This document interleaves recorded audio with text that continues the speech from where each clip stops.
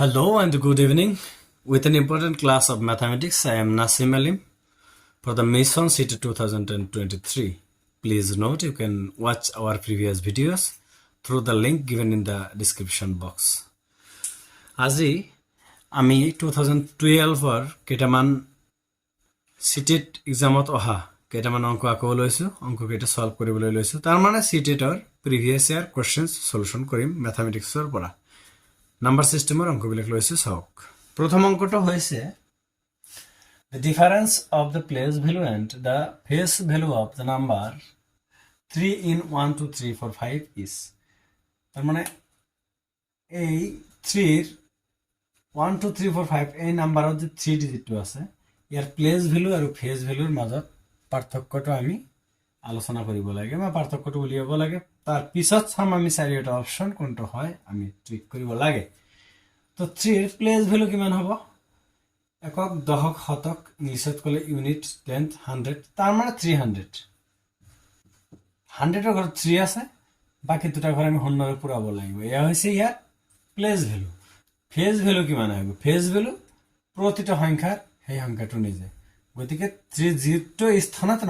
নহব কিয় ইয়াৰ phase value হ'ব 3 তুমি মাইনাস কৰিব লাগে 7 9 2 297 is the correct answer so number 4 next we come to the question number 2 here you can see আমাকে এটা যোগ অঙ্ক কৰিব দিছে কিন্তু অঙ্কটো অলপ ভেজাল লগাই দিছে হৈছে 11 ones plus 11 tens plus 11 hundred equals ইয়াৰ লগত কোনটো বনে হেতু আমাৰ উলিয়াব লাগে প্ৰথমে লিখিম আমি 11 ones মানে 11টা এক মিলি আমাৰ 11 হ'ব যোগ কৰিব লাগে 11 tens মানে 11টা 10 মানে 110 110 হ'ব প্লাস 1100 মানে 1100 দুটা শূন্য আমি এড কৰিম 1 ইয়াত আহিব 1102 ইয়াত আহিব 2 ইয়াত আহিব 1 1221 is the correct answer so number 3 we have to trick July 2013 ত অহা এটো প্ৰশ্ন এটো কিন্তু মই মনে গঢ়া কোনো প্ৰশ্ন নহয় ইয়াত সেন্ট্রাল সিটেটত কোশ্চেনত দিছে এটো The sum of 509 and 3028 is মানে দুটা যোগ কৰিব দিছে 509 লগত যোগ কৰিব দিছে 3028 3028 ইয়া যোগ কৰিব দিছে দুটা সংখ্যা যোগ কৰিলে যেটা आंसर আহে সেই অপচনত আমাৰ ঠিক কৰিব লাগিব 9 আর 17 হাতত থাকিল 1 2 3 ইয়াত আহিল 5 ইয়াত আহিল 3 3 5 3 7 is the correct answer it means 2 question option number 2 is the right answer তো next এটা কোশ্চেন দিছে ইয়া আমাৰ কনসেপশনৰ বিষয় আছে ইয়াত you see which of the following options is open ended তোমরা কোশ্চেন বিলাক আমাৰ দুটা ধৰণে হয় এটা হৈছে ক্লোজ এন্ডেড এটা হৈছে ওপেন এন্ডেড তো ক্লোজ এন্ডেড কাক কয় আৰু ওপেন এন্ডেড কাক কয় হে আমি বুজি ল'ব লাগিব আৰু এইখিনি আলোচনা আসলতে আমাৰ যেতে সিডিপি অৰ্থাৎ চাইল্ড ডেভেলপমেন্ট এন্ড পেডাগজি পঢ়িম তাত পেডাগজি সেক্টৰত খুব ভালকে আলোচনা কৰা হ'ব কোশ্চেনৰ কি কি প্ৰকাৰ আৰু কোশ্চেনৰ প্ৰকাৰবোৰ কৰাৰ কি কাৰণ মানে স্টুডেন্টছৰ পৰা কি আউটকাম বিচৰা হয় এই কোশ্চেনবোৰৰ যোগেদি হে একদম ডিসক্ৰাইব কৰা হ'ব আমাৰ হে আমাৰ একদম ধুনিয়াকৈ বৰ্ণনা কৰি দিয়া আছে আমাৰ কত পেডাগজি সেকশনত তো ইয়াত আমি থুলমূল অলপ জানিলো just about the close ended question and open ended question close ended question হইছে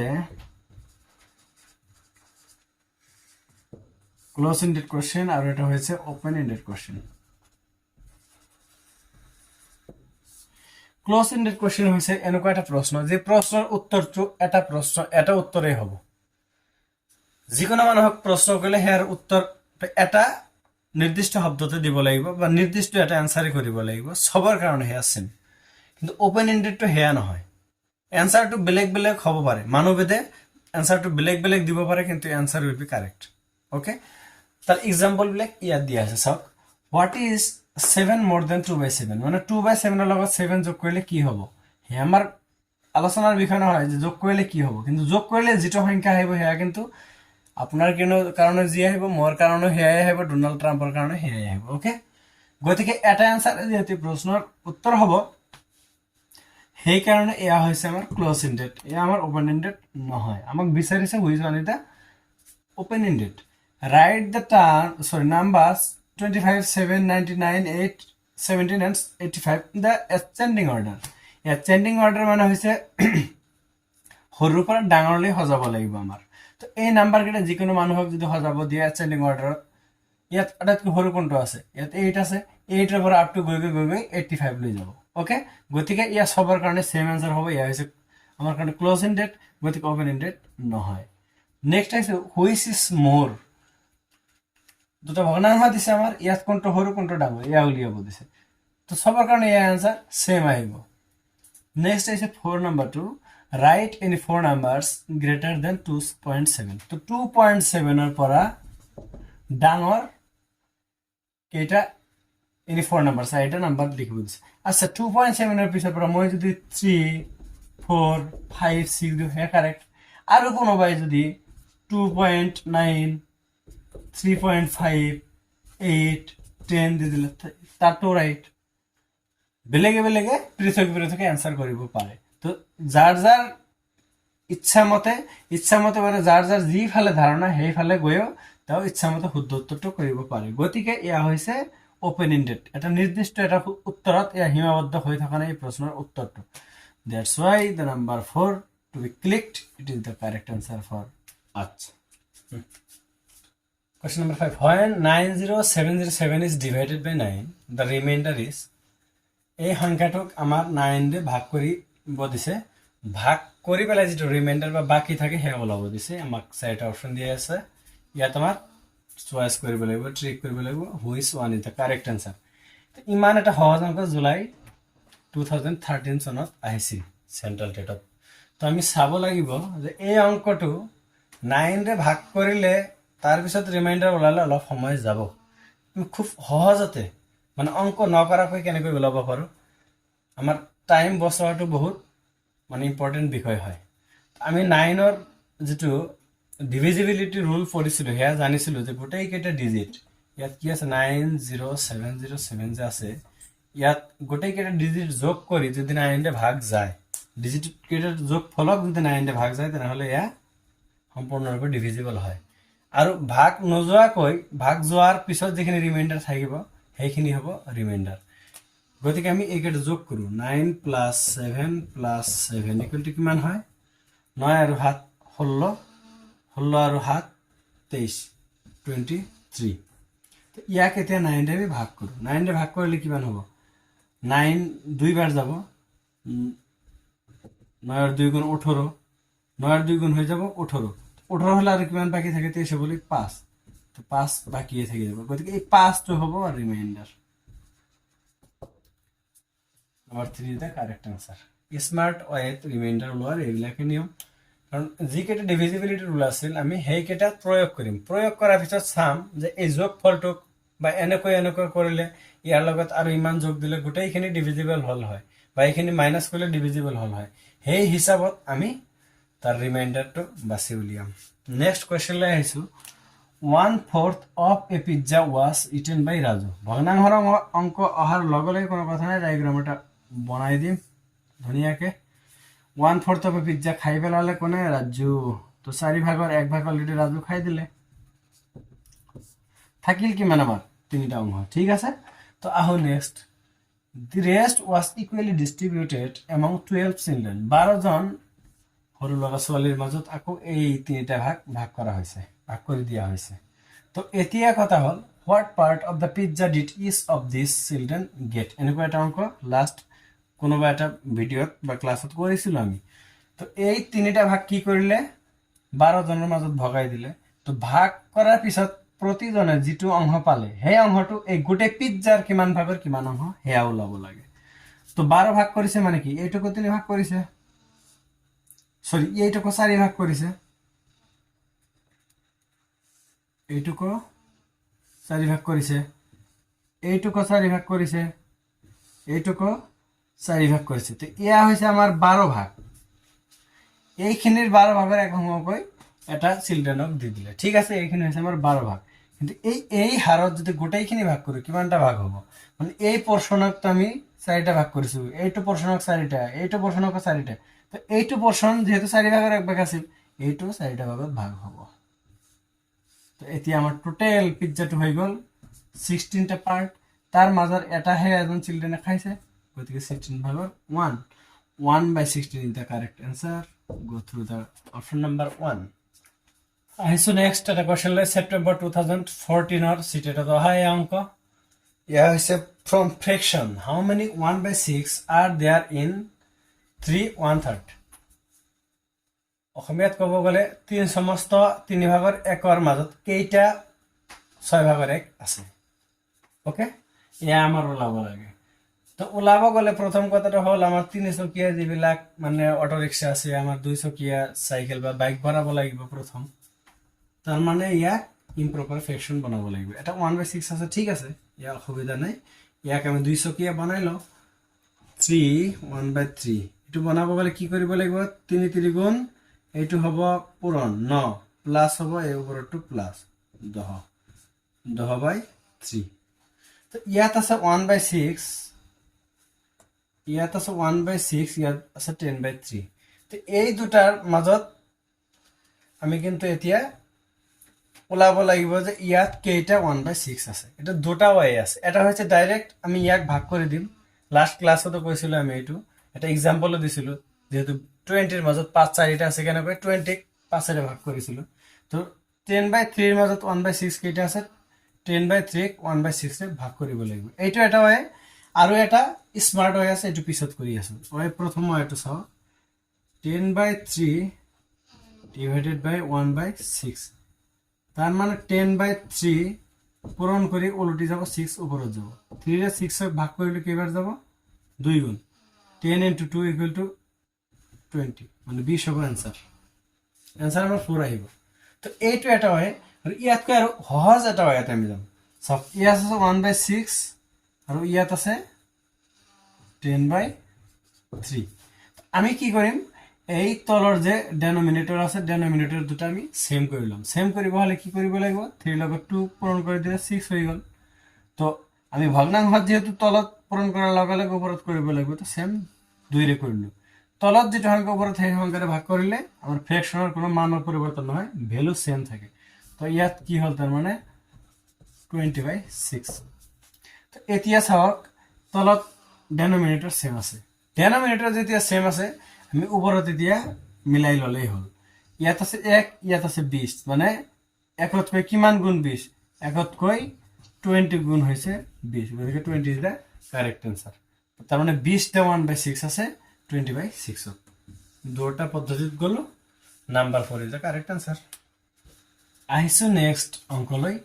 26 and 2600th is written as অলপ ট্রিকি কোশ্চেন হয় এটো মানে রিডিং পড়ার সময়তেই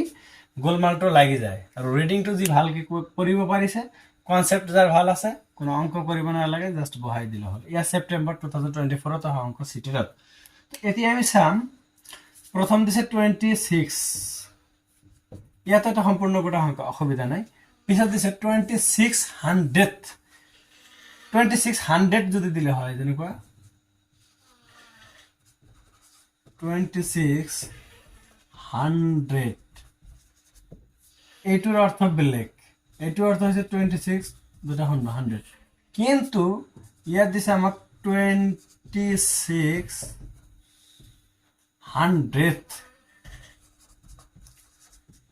এই 100 লাস্টত টি দিয়াৰ অৰ্থটো কিন্তু অলপ ভয়ংকৰ কি ভয়ংকৰ 26 ওপৰত যাব 100 মানে হৈছে তলত 100 মানে 26/100 লাস্টত টি এই দিয়া মানে হৈছে 100 26 ভাগ তো ইয়াক ভাগ কৰিবলৈ হলে আমাৰ কি आंसर আহিব ইয়া পনে পনে মানে যেহেতু দুই ঘর আছে দুই ঘর এখানে দুটা শূন্য আছে ইয়াত দুটা ঘরে আছে গতিকে 1 এর কারণে একটা পয়েন্ট দি দিম ইয়াত 26 দিম এটা হবে ডাইরেক্ট आंसर আর ইয়ার বিষয়ে বিশদভাবে আলোচনা করা হবে আমার যেতিয়া আমি দশমিক ভগ্নাংশ পঢ়িম সরি যেতিয়া আমি ডেসিমেল সিস্টেমটো পঢ়িম ডেসিমেল সিস্টেমৰ লগত ফ্ৰেকশনৰ কি সম্পৰ্ক ইয়া তাত ভালকে আলোচনা কৰিম ওকে গতিকে 2600 এর ভ্যালু হইছে 0.26 গতিকে 26.26 will be the correct answer it means we should go through the option number 2 question number 9 so which one of the following statement is true তলত চাৰিটা স্টেটমেন্ট দিয়া আছে ইয়াৰ স্টেটমেন্ট চাৰিটাৰ ভিতৰত কোনটো শুদ্ধ সেয়া আমাৰ ওলাব লাগে প্ৰথম স্টেটমেন্ট চাওক the product of three odd number is an even number odd number মানে হচ্ছে অযুগ্ম তিনটা অযুগ্ম সংখ্যাৰ পূৰণফল product মানে হচ্ছে পূৰণফল এটা যুগ্ম সংখ্যা হ'ব বুলি হিৰতে কৈছে আমি এতে প্ৰমাণ কৰিম এটা সাপোজ লৈছো 3 তার লগত দিছো 5 তার লগত দিছো 7 তো তিনটা আমার অড নাম্বার হয়ে গেল তিনটা অড নাম্বারের পূরণফল এতি আছে 3 5 গুণ 15 15 লগত হাত পূরণ করলে 105 এটা অড নাম্বারে আছে আর আমাক কইছে যে ইয়াত ইভেন নাম্বার তো কেতিয়াও না হয় নাম্বার 2 সব the difference of an even number and an odd number can be an even number তার মানে এটা ইভেন নাম্বার উপর এটা অড নাম্বার বিয়োগ করলে হয়তো কেতিয়াবা এটা ইভেন নাম্বার আহিব পারে কেতিয়াও নরে কেন কয় মানে যে কোনো এটা ইভেন নাম্বার লও যে কোনো সাপোজ আমি 100 লইছো এরপর যে কোনো একটা অড নাম্বার বাদ দিয়কছেন 51 বাদ দিছো আহিব কিমান 49 এরপর 49 বাদ দিলে আহিব 51 61 বাদ দিলে কিমান আহিব 39 গতিকে এরপর ইভেনের পর একটা অড বাদ দিলে লগে লগে আর একটা অড আহিবই গতিকে ইয়া আমার ভুল যেহেতু হয়তো কইছে যে can be an even number কেতিয়াও হব নরে নাম্বার 3 চাওক the sum of two odd numbers and one even number is an even number প্রথমতে কইছে আমাক the sum of two odd numbers দুটা অড নাম্বার যোগ করিব দিছে যোগ করিলে আমি সাপোজ 5 এর লগত 7 যোগ করিলে 5 7 12 হয়ে গেল দুটা অড নাম্বার যোগ করে একটা ইভেন নাম্বার পাল অলরেডি কিন্তু ওয়ান ইভেন নাম্বার তার লগত আরো একটা ইভেন নাম্বার যোগ করিব দিছে এনি ইভেন নাম্বার আমি 8 যোগ করিলে হলে কিমান 20 ইয়ার লগত 10 যোগ করলে 22 যে কোনো ইভেন নাম্বার লগত ইভেন নাম্বার যোগ করলে এটা ইভেন নাম্বারে আহিব আর ইয়াক আমার অপশনটো দিছে ঠিক আছে ইভেন নাম্বার দিছে গতিকে number 3 is the correct answer তথাপি নাম্বার 4 টো চাই লবা the sum of 3 odd numbers is an even number কেতিয়াও হ'ব নোৱাৰে কাৰণ অড নাম্বাৰৰ লগত অড নাম্বাৰ যোগ কৰিলে আবাৰ ইভেন হ'ব তাৰ লগত যদি আকৌ এটা অড নাম্বাৰ যোগ কৰিম আকৌ অড হৈ যাব কেনেকৈ তিনটা অড নাম্বাৰ যোগ কৰিছ 7 আছে 5 আছে আর 3 দিল 7 এটা ওয়ার্ড 5 এটা ওয়ার্ড এই দুটো যোগ করছন যোগ করলে आंसर আমার আহি যাব কিমান 12 এটা ইভেন নাম্বার হয় ঠিক আছে ইভেনের লগত যদি আমি 3 যোগ করে দিম আকো কি হবে 15 15টা আকো ওয়ার্ড হয়ে গেল গতিকে number 4 is da wrong answer আমার 3 কাম টু কোশ্চেন নাম্বার 10 ইয়াত কৈছে রবি হ্যাজ 3 ডজন চকলেটস ডজন মানে হইছে 12টা 3 ডজন মানে হইছে 3 এর 12 গুণ 36 রবির হাতে 36 টা চকলেট আছে he gave 1/3 of them to his neighbor মানে ওসর সবরে এক দিছে 1/3 3 ভাগের এক অংশ 36 ক 3 ভাগ করলে কিমান 12টা কই পড়িব 3 12 গুণ যেহেতু 36 গতিকে এটা অংশ 3 ভাগের এক ভাগ দিছে প্রথমে কিমান দিছে 3 ভাগের এক ভাগ তার মানে নেইবার সব দিয়ে দিলে অলরেডি 12টা চকলেট গোল ওকে 1/6 টু রেহানা আকো 36 এর 1/6 মানে 6 ভাগের এক অংশ দিছে রেহানা 6 ভাগ করলে 6টা কই পড়ে গতিকে 6টা রেহানাক দি দিলে এতিয়া 1/4 টু হিজ সিস্টার তার সিস্টারক দিছে আকো 4 ভাগের এক অংশ তো 36 এর 4 ভাগের এক অংশ মানে 4 রে ভাগ করলে 8 হয় গতিকে 8টা কই হবে সিস্টারক দিছে 8টা how many chocolates are left with him এতিয়া তার লগত কেইটা আছে তার মানে খরচ কেইটা হলে আমি সব লাইব 12 আর 8 12 আর 6 আর 8 টোটাল যোগ করলে 26 তো 26 চকলেট আছে টোটাল 36 খরচ হয়ে গেল 26 আছে কিমান 10 we should go through the question number option number 2 okay আমি ডেইলি বেসিসত প্রিভিয়াস ইয়ার কোশ্চেন্স এগুলা কিন্তু সব প্রিভিয়াস ইয়ার কোশ্চেন্স হয় এগুলা 2014 তো কোশ্চেন সিটেটৰ প্ৰিভিয়াস ইয়াৰ কোশ্চেন বিলাক সিকুয়েন্সিয়ালি আমি আপলোড কৰি আছো আৰু এইবিলাকৰ সলিউশন কৰা যেবিলাক স্মাৰ্ট ওয়ে সেইবিলাকো মই দেখাবলৈ ট্ৰাই কৰি আছো গতিকে আপোনালোকে ভিডিও বিলাক একদম স্কিপ নকৰাকৈ ফাৰ্ষ্টৰ পৰা লাষ্ট লৈ চাব আৰু প্ৰতিটো অংক অহাৰ লগে লগে মই আগতে কৈছো যে প্ৰতিটো অংক অহাৰ লগে লগে আপুনি আপনি পাউজ কৰি দিব পাউজ কৰি গলে অঙ্কটো নিজে কৰাৰ ট্ৰাই কৰিব आंसरটো ওলালে তাৰ পিছত ভিডিওটো চাব যে অঙ্কৰ লগত মিলিছে না নাই আৰু যদি অলপ টাফ হৈছে তো মই দিয়া মেথডটো অলপ চাই লব যিটো মেথড ভাল লাগে সেইটো আপুনি গ্ৰহণ কৰিব, আৰু যদি ভাল নালাগে সেই আপুনি গ্ৰহণ কৰাৰ কোনো প্ৰয়োজনীয়তা নাই। আজিলৈ ইমানেই। Thank U.